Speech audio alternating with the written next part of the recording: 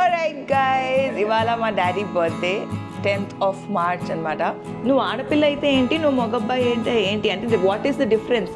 వాళ్ళు ఏం నేర్చుకోవడం అవసరం లేదు, వాళ్ళు లైఫ్ లెసన్ నేర్చుకుంటే చాలు అని అంటుండే. I'm getting emotional. వైఫ్ని వదిలేస్తారు, లేదా రెండు పెళ్లి చేసుకుంటారు, లేదంటే పిల్లల్ని డిసౌన్ చేసేస్తారు.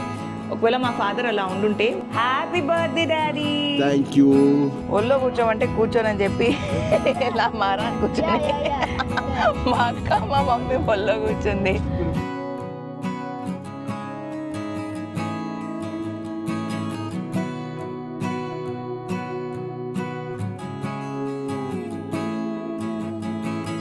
Happy birthday daddy, happy birthday